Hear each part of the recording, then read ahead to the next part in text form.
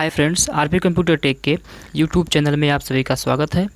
Computer fundamental series का ये भाग 13 है। इस भाग में भी हम टॉप 20 क्वेश्चंस को कवर करेंगे। तो चलिए स्टार्ट करते हैं आज का वीडियो।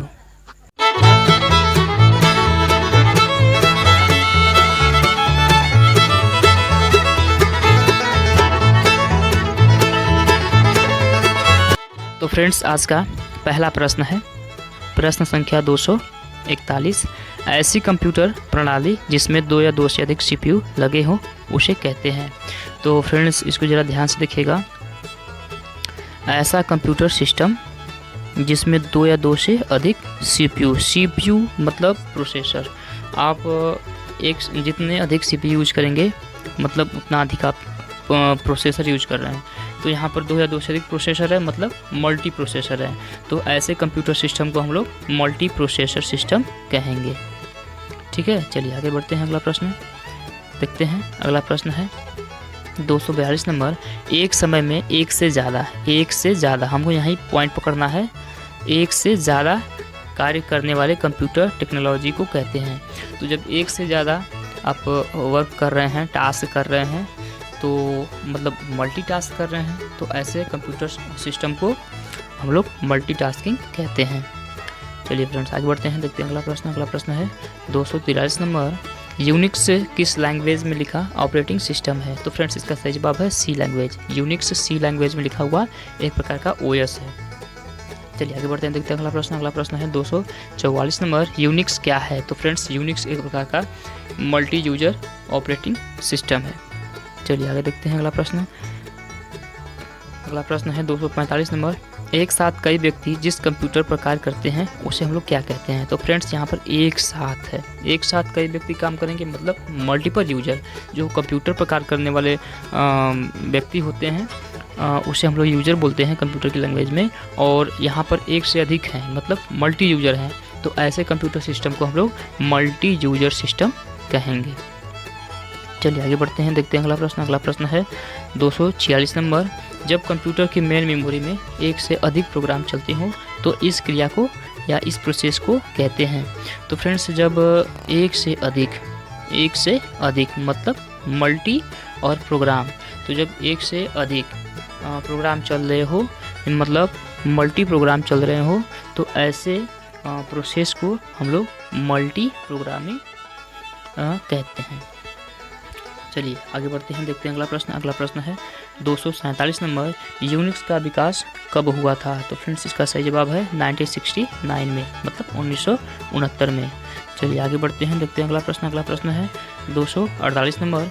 यूनिक्स की मुख्य भाषा क्या है? तो फ्रेंड्स, यूनिक्स की मुख्य भाषा है असेंबली। चलिए आगे बढ़ते हैं, देखते हैं अगला प्रश्न। अगला प्रश्न है 249 नंबर। लाइनक्स किस किस्म का या किस टाइप का सॉफ्टवेयर है? तो फ्रेंड्स, लाइनक्स एक प्रकार का ओपन सोर्स सॉफ्टवेयर है। चलिए आगे बढ़ते हैं, देखते हैं अगला प्रश्न। अगला प्रश्न क्या है? अगला प्रश्न है 250 नंबर। भारत में सर्वप्रथम दिखाई देने वाला कंप्यूटर वायरस है? तो गाइज, इसका सही आंसर है सी ब्रेन। भारत में सबसे पहले सी ब्रेन नाम का वायरस दिखाई दिया था। तो फ्रेंड्स, ये हमारे आज के जो प्रश्न है ये आपके CCC या किसी भी कॉम्पिटिटिव एग्ज़ाम के लिए महत्वपूर्ण हो सकते हैं।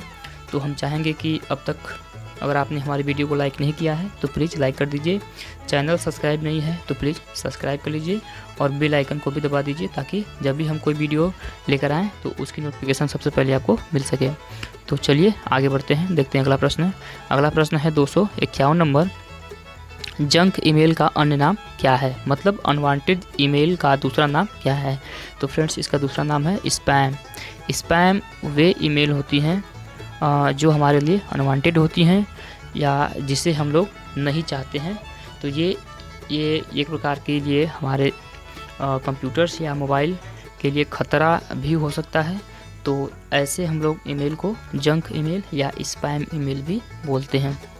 चलिए आगे बढ़ते हैं, देखते हैं अगला प्रश्न। अगला प्रश्न 252 नंबर है। www मतलब वर्ल्ड वाइड वेब के लिए पहला यहाँ पर पहला होगा फर्स्ट होगा पहला ग्राफिक्स ब्राउज़र का नाम था। तो फ्रेंड्स, इसका सही जवाब है मोज़ैक। चलिए आगे बढ़ते हैं, देखते हैं अगला प्रश्न। अगला प्रश्न है 253 नंबर। वर्ड में मतलब MS वर्ड में प्रिंट प्रीव्यू कमांड किस मेन्यू में होता है?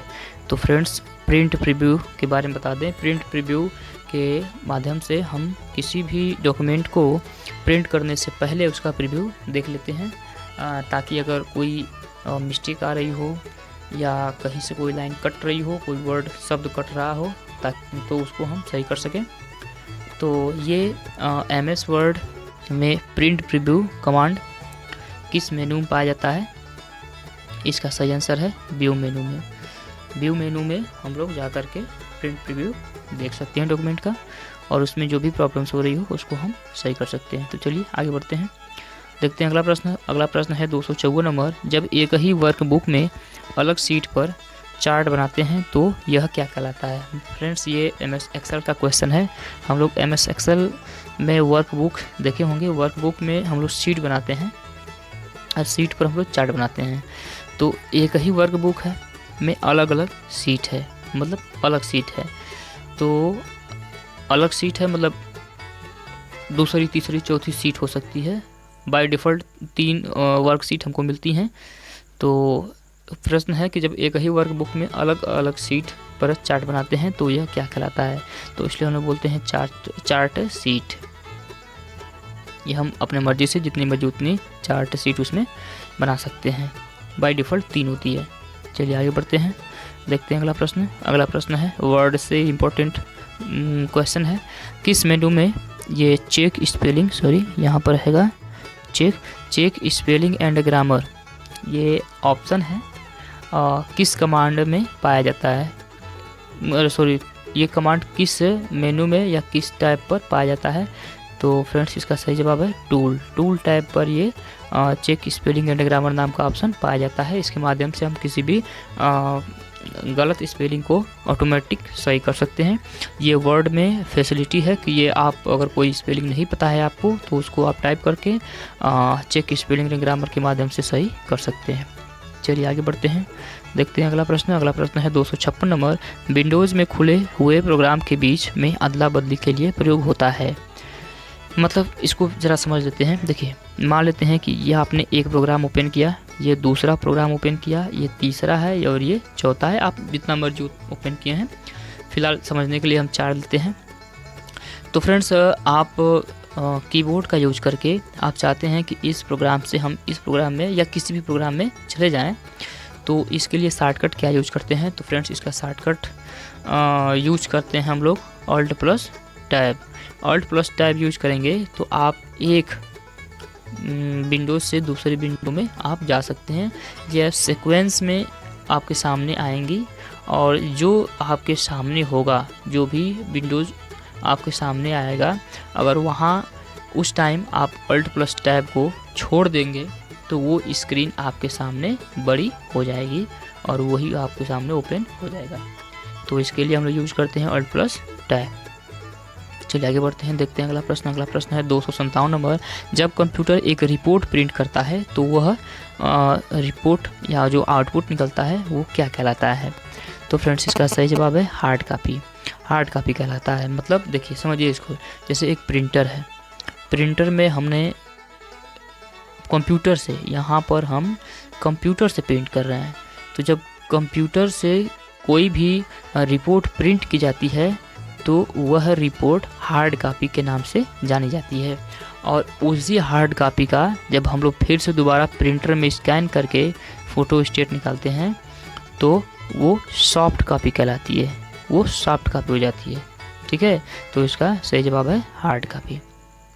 चलिए आगे बढ़ते हैं, देखते हैं अगला प्रश्न। अगला प्रश्न है 258 नंबर। MS वर्ड में ड्रॉप कैप का यूज किस पर यूज होता है या किस पर किया जाता है? तो फ्रेंड्स वर्ड में आप लोग ड्रॉप कैप के नाम से देखे होंगे, एक ऑप्शन होता है।